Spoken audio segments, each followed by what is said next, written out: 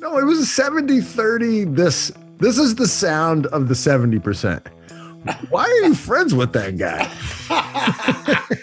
To which I say, touche. No. Hello, and welcome to Why Are We Talking About Rabbits? This is with the lovely and talented Uncle Seth. Today's episode, join us as we talk about dislocation with one of my dear friends, Uncle Seth, who will bring the new world to light and talk about, among other things today, on WAWTAR. Should you take the vaccine if it's got a tracker? And what does the New World Chicagoan tell us about holy days? That's Uncle Seth. This is episode 27, Uncle Seth Holy Days Special. Bro, you're back. Feliz Navidad. Come on. We're talking about holidays, and before we do, because you know that's holy days, right? I love this season. Am I allowed to say that? Yeah, but do you though? Because come on. I'll tell you, you said holidays, and people wouldn't like that. Yeah, but it's holy. Happy holidays. You don't like if I say happy holidays. Because you want me to say that's the thing. Mass. Right. Why is that funny though? That's what it is. So we're going to get into that. But we decided when Uncle Seth shows up. So Uncle Seth got some action. Did you know that after? Because here we are, right? Why are we talking about rabbits? We're trying to do heavy things lightly. And you came on as my dear friend, and you provided lots of conversation from what we're calling your new world perspective, right? It's a nice way of saying people didn't like me very much. You can say it, man. No, it was a 70-30. This is the sound of the 70%. Why are you friends with that guy? To which I say, touche. No. So I think that's one of our questions, but I thought we'd start with you doing some feedback. Okay. We picked 3 questions. There were more than 3. There were some cool questions about you. Okay.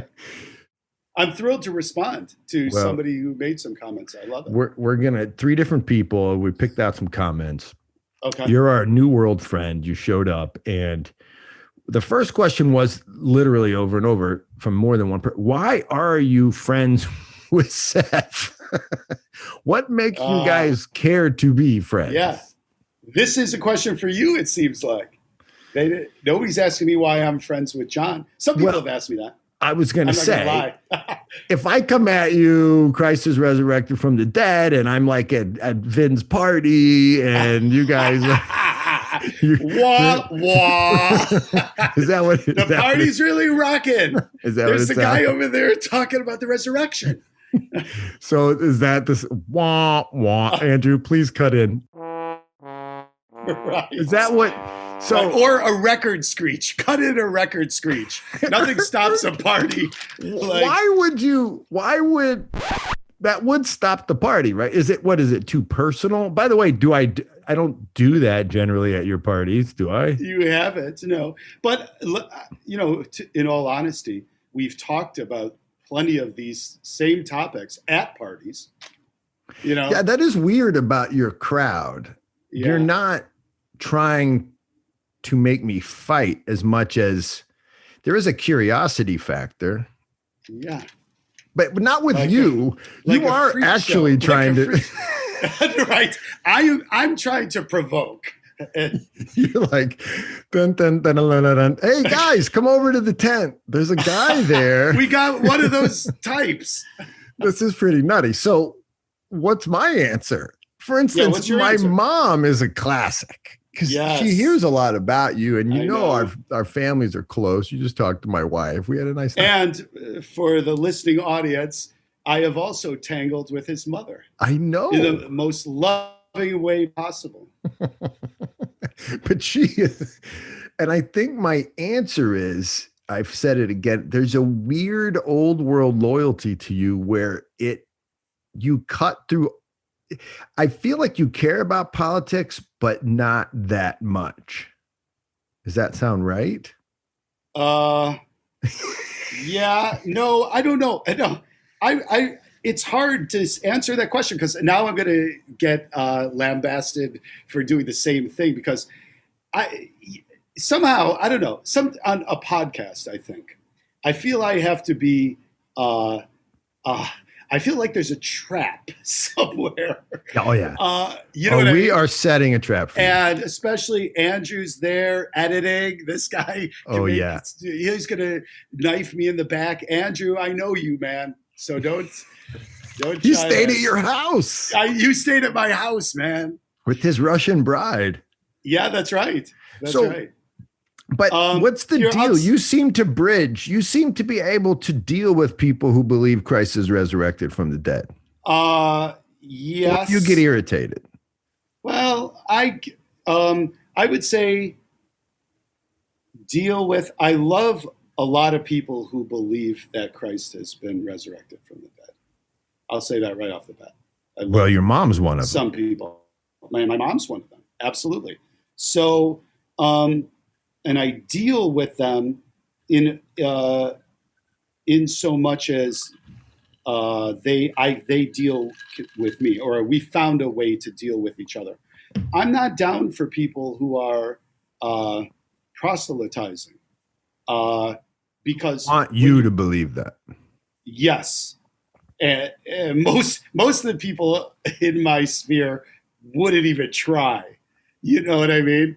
But, right, because you'll come at them a little bit. Yeah, I'll definitely come at them. And I invite them to come at me as well. You know, I should be able to defend my views as well, you know. But first of all, there's going to be no conversions here. And also, I am going to judge you in terms of the things you say, whether they make sense or not. And now somebody's going to say, well, they might not make sense to you. Which sense? Right. Yeah, that's right. I know exactly. I knew you were going to be the one to do it. Also, people, also for the listening audience, John has already won the bet. There was the over-under minutes till he brought up Stalin or Lenin. That's right. Something from Mother Russia was going to come up, and John, you won, man. It's been over 2 minutes. I did pretty good. At any rate, I'll come at you later with that because it's your people that did that. Like, I don't think you understand. You might do that to me in the coming years. We hope that we're both dead before you have to decide to report me. Send you to the gulags. The gulags here will be Montana. Right. It's cold. All right, look, here's a question. Okay, so why are we friends? Let me sum it up this way. I believe you are somebody who is, who really sincerely gives a shit about the experience of life for everybody. And I like that. That was beautiful. Please cut that. Dude, I can't even stand to hear you say stuff like that. It's tough. But you were being earnest, and I feel the same way. So I don't think I wear earnesty very well. You know? Because I love your intellectual twist on the word earnest. Earnesty. Dude, second question from listeners that we chose. Are your daughters, Seth, when it comes right down to it, the point of your life? Is that your God in a sense? Because you talked a lot about your daughters on our first appearance. Is that why you? At this point in my life, they're my God, I would say. They're just as life guiding as what I think God is to people who believe in God. And in fact, I would say they are helping me to lead a way better life than I would posit at least 50% of the people that say they believe in traditional God. Okay, I see. I'd say way more than 50%, to be honest. So they do Yeah, a better I guess job at motivating goodness in you. Correct. I think that's what you would say God does for you, right? What? One thing, maybe. Yeah. And yeah, so it's a utilitarian way to look at it all, but I get what you're saying. Well, that's me. Yeah. I know that's what what's we interesting. do. Where you, yeah. So is that a new world thing for I know your friends, they generally agree with you about kind of the big picture. Are they also living for their families, or would you say it depends? I think it depends. I wouldn't say for the people I love who are like me, like Vin. Love that guy. Yeah. Then I would say yes. He's the same. Yeah. And walking around Chicago, if you put 100 Chicagoans in a room where you live, I love this question because it's sort of perspective, right? And it irritates everybody because they're like, that's not true. There's a whole bunch of people. I know they all talk about the exception, but like in general. Right. Yeah, in general, 100 Chicagoans, do they feel that way? Like at your school where you teach, if you put all those families in a room, is that their goodness, their God? Yes. But I mean, I'll be honest with you. I think that they're worshiping God in a way that I'm not talking about here. And so basically, and this is it came up before, that there are people, and I had mentioned this in a comment, and I think somebody didn't like it, that, that I'm the atheist, so I'm the real threat to Christianity. This was it came up. Somebody mentioned that, and it's not the people who are rushing the castle that you have to defend against. That's what and he doesn't understand that, or she, whoever made that comment. The enemy, especially you God-believing people, the devil never comes in the front door. The devil's you know what I mean, in your family. That's where the devil takes root. What is that? So you're supposed to ride it. That's so. At any rate, yeah. Weak religionists, Correct. religionists. Correct. So I think they treat their religion of their children weakly, in a way that. I get it. All right, so let's move on. Some answers and questions. We're going to do this each time because we're trying to do heavy things lightly. Seth, first question for today, this holiday special. This is a holiday special event. So let's do this real quick.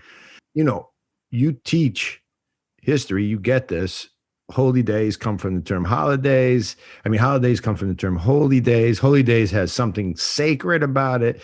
Something sacred tends to be tied to something transcendent, beyond us, beyond our understanding. And so here's the question.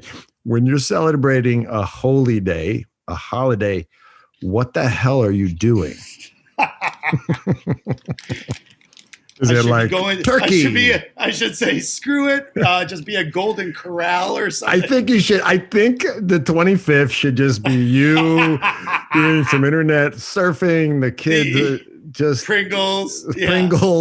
Like, why are you doing what you're doing? First of all, are you doing anything? Because you're making. Yeah. Oh yeah. We're doing the full regalia, but you're making a classic mistake. Is that because you said that.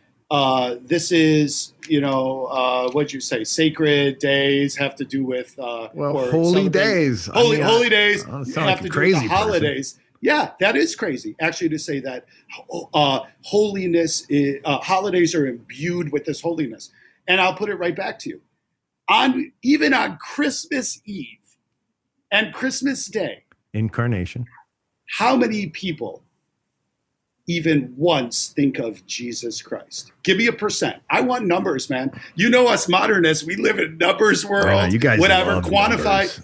We want to quantify. So give me a number of people that go through, and I'm talking about eating with their family. They're still doing all the traditional things. They're around a tree. They probably even have they dug out of their Tupperware some like manger seed that they put up. You can see his face right now. He is lit. He is loving this. They probably assembled some manger scene out of some terracotta things. And how many of them on 24th and 25th think about Jesus? So think about, so this is interesting. So how many, they're turning it over in their mind, like how God became flesh, that kind of thing. Not many, but. Wait, number. No, I wasn't a number. Because we're going to get you, these podcasts are forever. So I can refer to this. Oh, no. What is your number? Okay. 2020. Here's my problem. You ready? I know you want to equivocate. Here's what you want to say. There's some kind of transcendence. No, listen.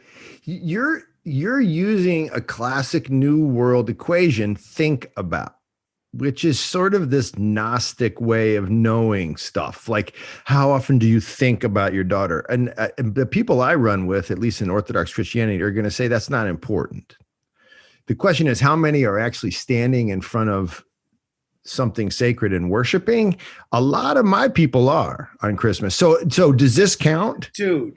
Does this count? They're in front of they're literally in front of the Holy Eucharist and waiting. Does that count? Yeah, for sure. That counts. How many are doing that? And that's, or how many are doing what this question is, I think you were asking, is that how am I approaching these holidays? How many, I'll turn it back on you. How many people are in this country, even most people that will say they're Christian and holy, how many people are going to do the exact same thing I'm going to do on these holidays? That's the question. Well, and with the same reverence or whatever. And call themselves Christian at the same time. Yeah. Unfortunately, I do believe the number that you're describing is very high. You know why? Because I've taught. Why would you give a number? Oh, gosh. I think it could be as high as 60 or 70 because I've taught in schools where the kids do not know what the 25th is for. Correct. And those are their products of their parents who slowly didn't give and, but you know what I mean? Are you using this as a way to say you're joining them? So here it is. No, so I'm using this as a way to say. Are they your excuse for faking your daughters out? Believe me, I'm not going to use those guys as an excuse. Pathetic excuse. Feels like you're using the unbelievers to fake your daughters out about a holy day. Here's how we approach these holy days. I love tradition.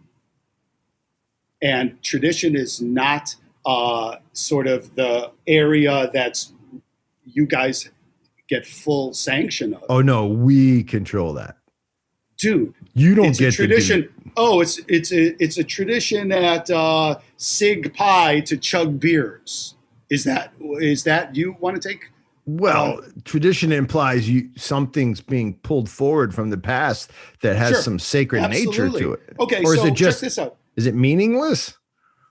Oh, no, I don't think it is. I don't think it is at all. But I'm about to, on the 21st, my dad's former student, Hamid Drake, listening audience, Hamid Drake, look him up, a world-class drummer.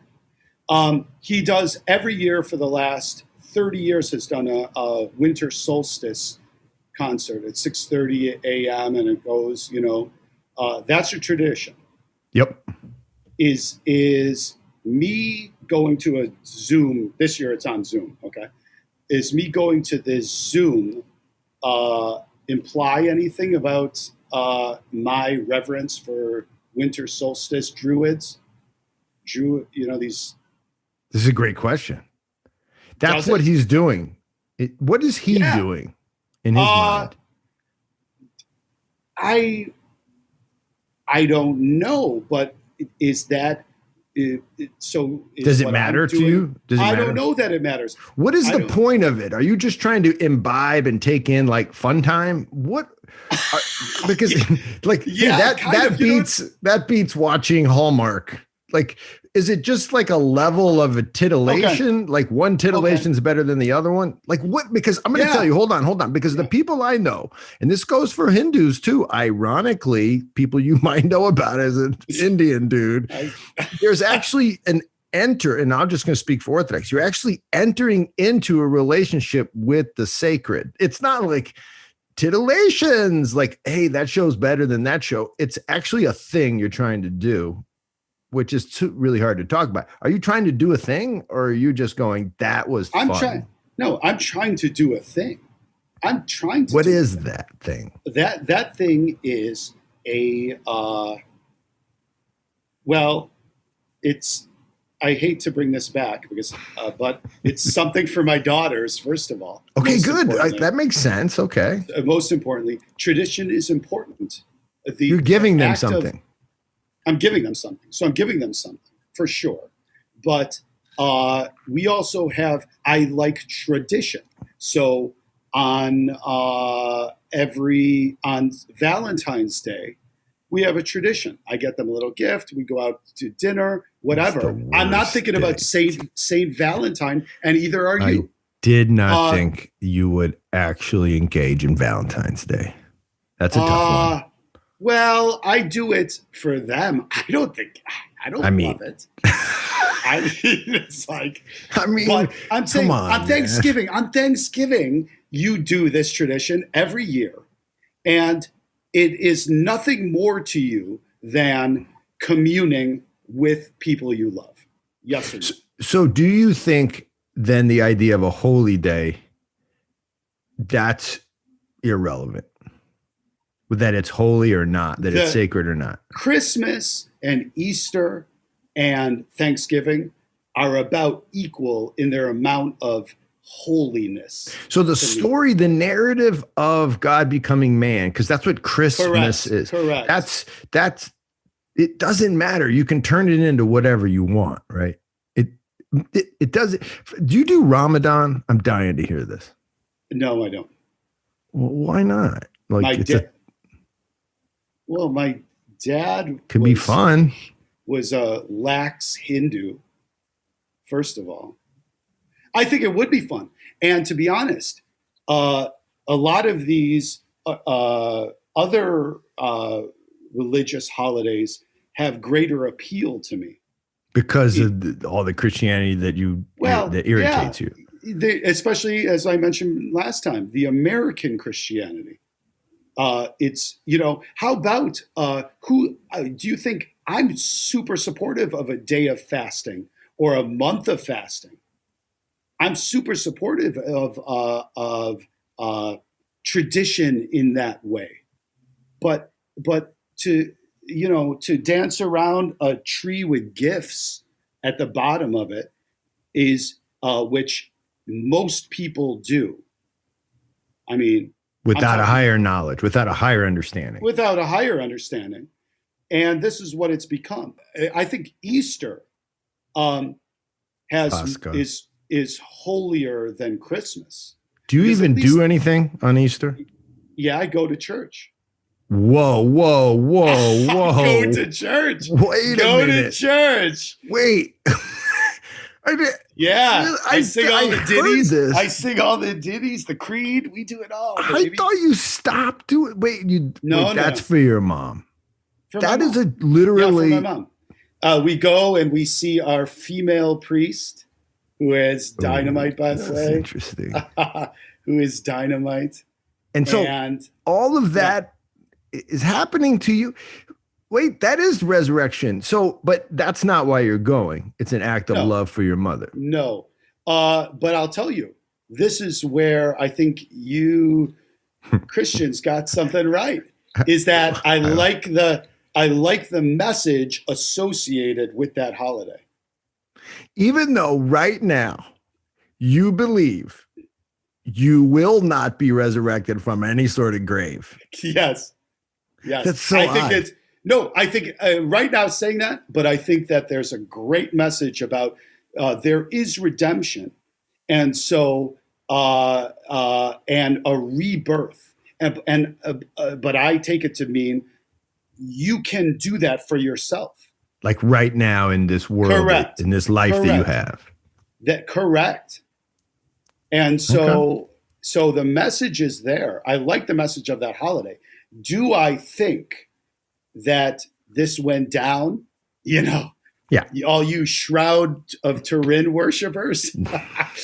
Oh no! Come on! I want to apologize for any Catholics listening right now. Stegosauruses. Oh no! No, I'm kidding. One of Seth's favorite memes of all times is when people go to museums where Jesus is riding on a dinosaur.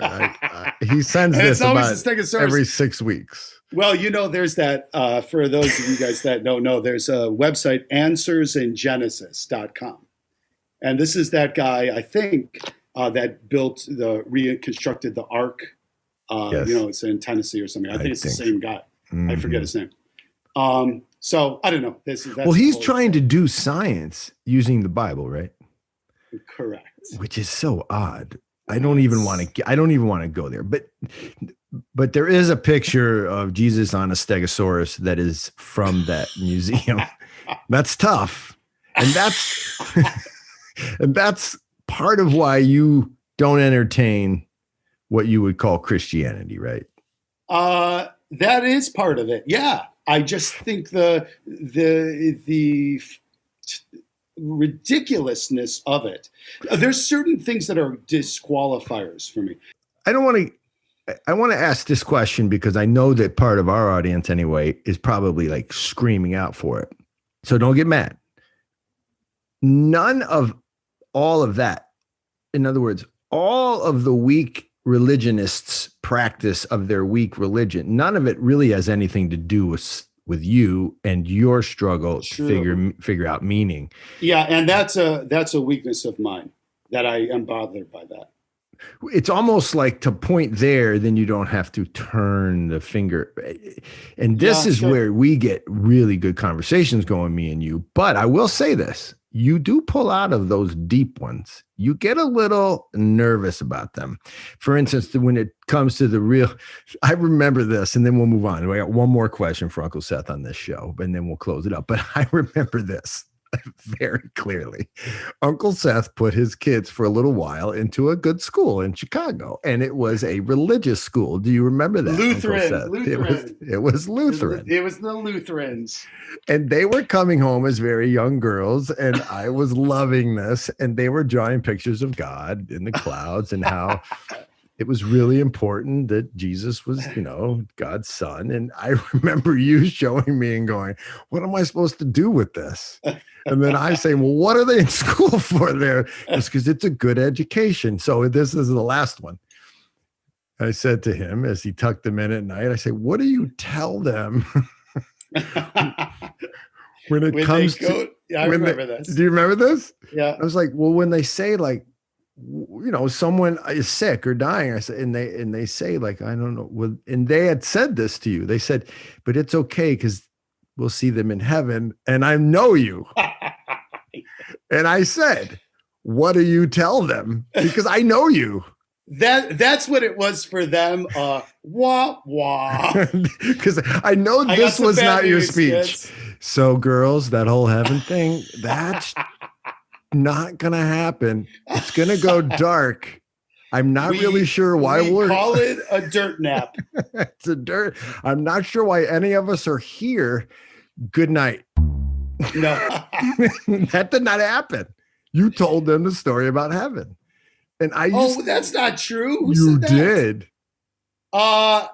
Or you just, dude. What did you do? Just like, no, I know exactly when this happened. I said that some people think when you die, you go off to somewhere else or heaven. Okay. And my daughters want to know where Mom and I are, Allison and I are. And we said, we really don't think that. And then, but Listen, where do we go then? Either your be, daughters were afraid to ask that because that question's going wah, wah, wah, wah. If they're not asking it there when they were 6, they're asking it. We've talked to them a lot. Do you go dark dirt nap? Do you go dark dirt nap on that one? Well, listen, See, this is what I'm saying. I'm saying it right now for the show. You shy from that? No. I never shy from it, and I've never lied to my children at all. I just don't think that. And by the same token, I'm not telling anybody on this show or listening that I know what happens after you die. Exactly. I just think so. You leave it up.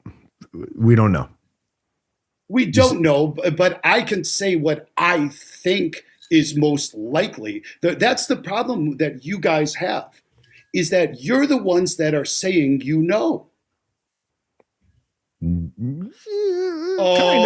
Kind of. Yeah. You're saying we hope for, we believe on. Yeah, those are all true stories. Yeah. So but you didn't. I don't know. We'll but it come doesn't back make to this. sense. Yeah, fine. This is another show. Because that's a big conversation. Yeah. I'm a little bit indicting you because I remember that you literally said, yeah, we were good. You did not tell them it's dirt nap time. No. Listen. You didn't. My daughters, so this was for my oldest daughter, and they only went till preschool. So, preschool. So she's 4 years old. At 4 years old, you're not going to start telling her that, no, there's your if you go to sleep, and not only that, if you go to sleep tonight, you might not even wake up. And what's the point? What's the point? Exactly. So you did not do that. You just. But for you to make out like I said, oh, there's a heaven or something. I said because she wanted to know. She had been hearing all this. Of course. And it's funny you should bring this up because today. Last week, we just put up our Christmas tree, okay? And we have. I apologize for this to all of us. And we have an ornament that she brought home and gave to my wife. Christ. Thank God it's not a crucifix, but it's a cross with, to be honest, the crucifix, that's a tough one for you. I'll have that better more than the cross. At least it shows. But she's got a cross on this particular ornament. It's a ceramic cross with it says mom on it. And nice. She gave it to my mom. They sold it to her at the gift shop at the preschool. Oh, I see. 15 minutes in the Lutheran school gift shop. And my daughter went for it. This is okay. So we're not going to get, that's a big conversation. Here's the last conversation for today. Okay. What's the last one? This one's hot because I texted you the other day. This was not going to be on the pod, but I texted you. I was like, if the vaccine has a tracker. Oh, yeah. It has one. First of all. And wait a minute. And it has one. Would you still take it? And your answer was yes. Yeah, I will take this vaccine. The fact that you're I added to it. I don't know that it has a tracker. I think a lot of people on this pod might wonder if it has a tracker. That's what I'm saying is the fact that you even associated those two concepts, vaccine and a tracker, and the fact that most people on this podcast, it's a natural question to ask, tells you how insane that is. I see. Because you wouldn't ask me, your MS pill. If there's a tracker in there, will you take your MS pill? That's how insane this is. Okay, so this is great. First of all, Seth has MS and is fighting MS, right, Seth? Courageously fighting. Yes. I love. There was an Onion article. There was an Onion You're article. A hero. There was an Onion article that I love. I love those titles of them. And one was "Man dies after cowardly battle with cancer."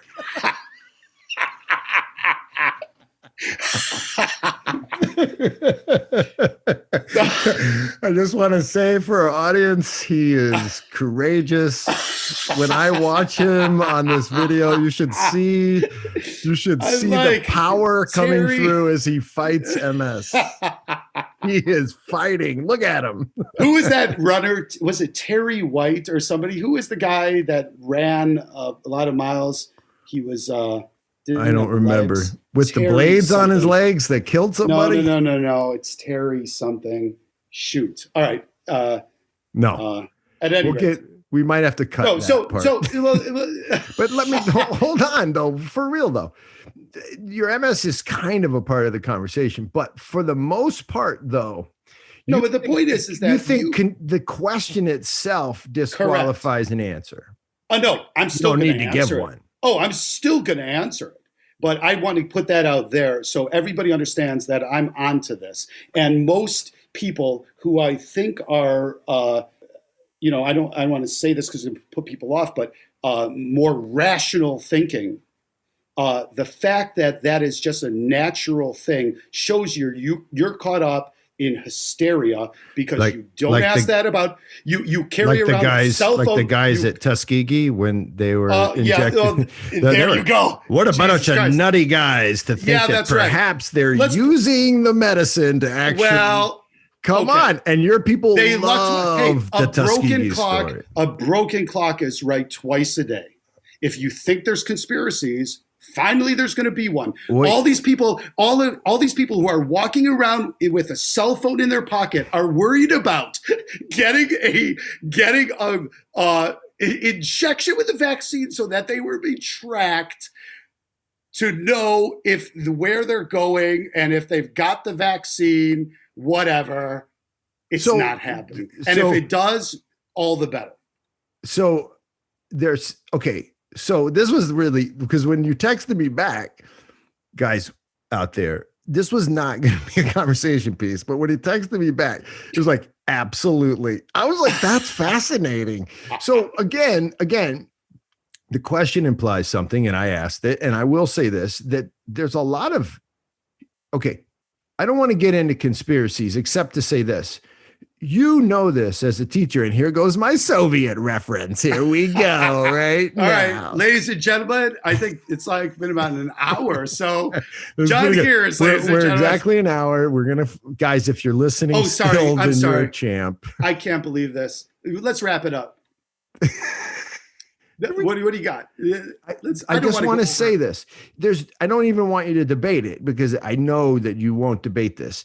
But while Lenin sat in Germany, right? Or Lenin sat in Europe waiting to come back to Russia, there was a massive conspiracy to get him back there. The Germans put him on a train. Yeah, correct. Yeah, I mean, and guess what? They didn't want people to know. And it was a conspiracy to overthrow Russia, and it worked. So hold on. It happens. It's not like crazy time. Absolutely. So hold on.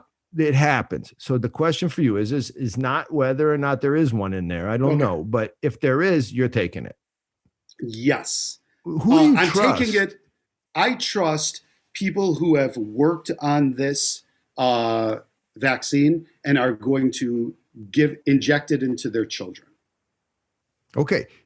So there's something about the scientific establishment you trust. Absolutely. Despite the Tuskegee story and other stories. Absolutely. I'm just willing to admit it. You get onto a plane, however many times you do a year, and you trust it too. I get it. You trust science too, awesome. But you don't want to admit it. You bow down before you get on a plane. You're praying to that science God to get you to whatever highfalutin places you're going. Would you say you're describing, this is good. Your voice right there is sort of a new world.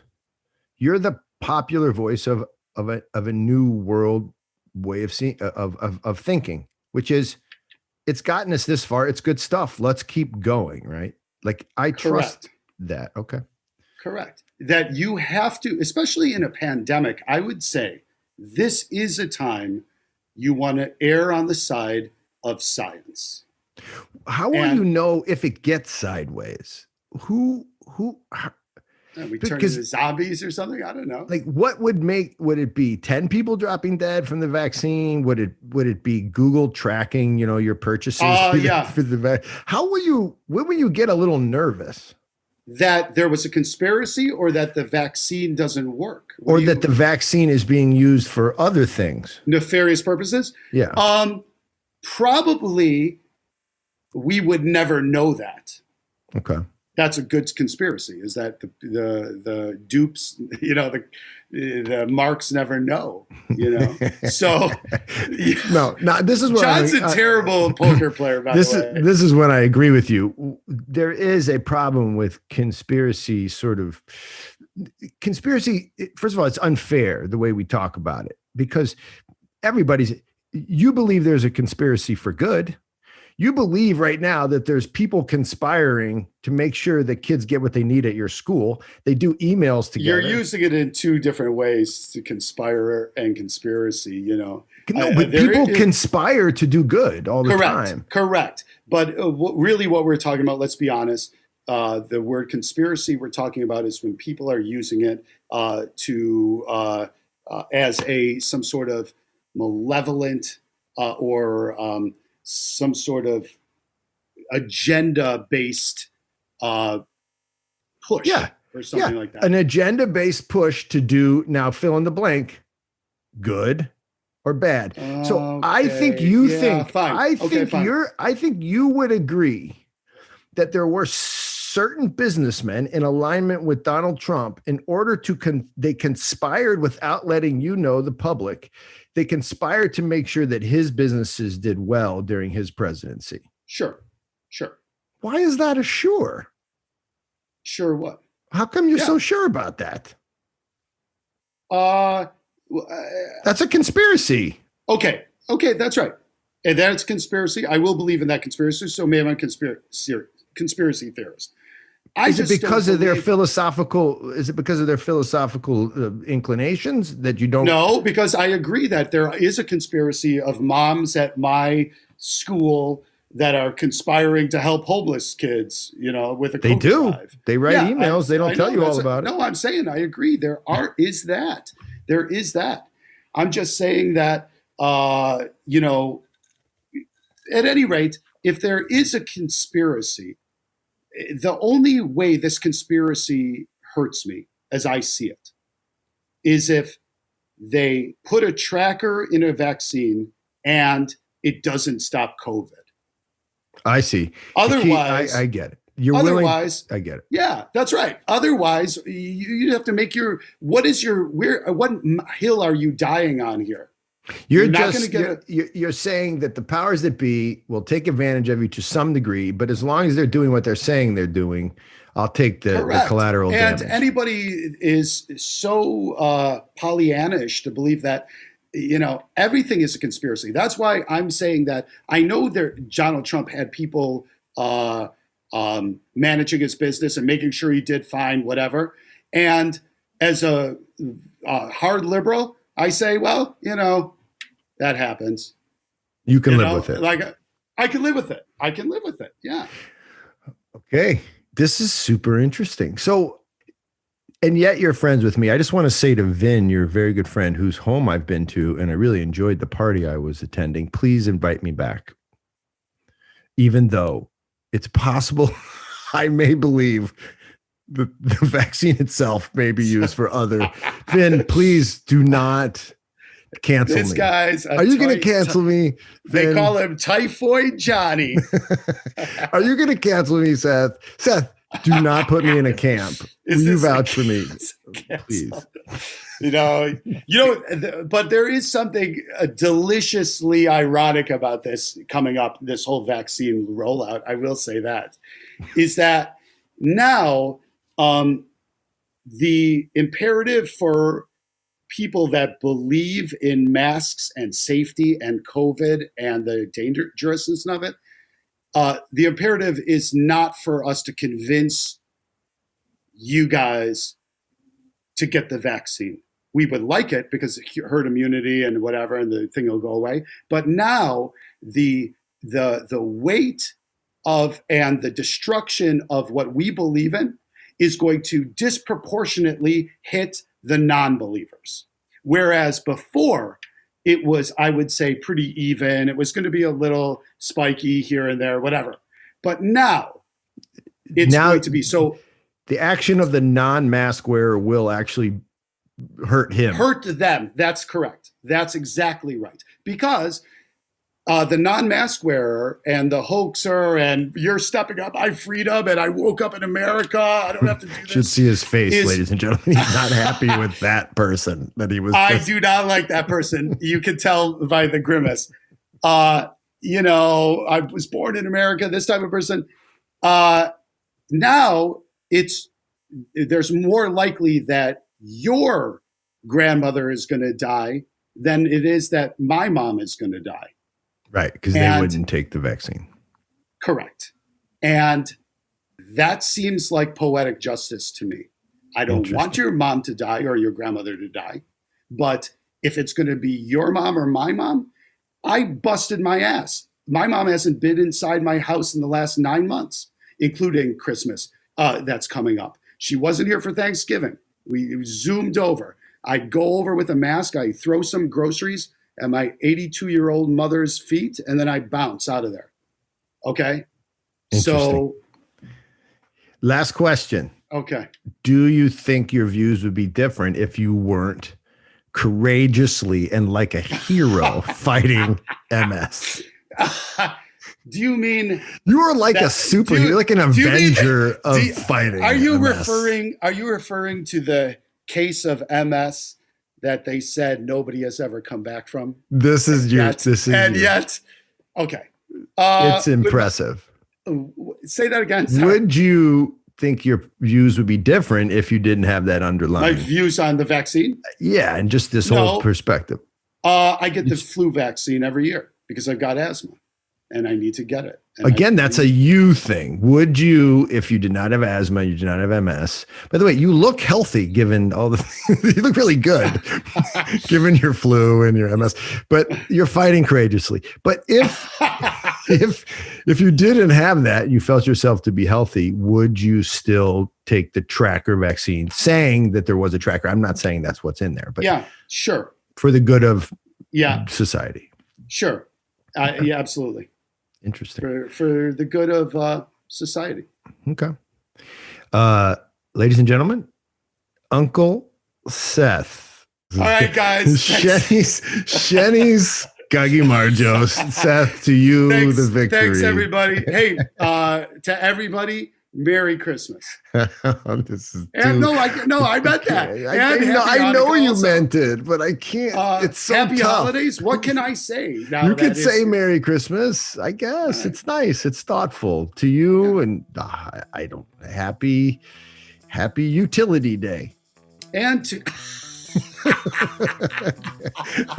All right, brother. We love you. Au revoir, man. Shenny's Gagi Marjo, Seth. And to all of you out there who just had to go through that, I'm pretty proud of you, because WAWTAR likes at all times to have fun. And I think there was a lot of fun in that on today's Holy Day Special with Uncle Seth. WAWTAR is produced by Andrew Schwark out in Russia.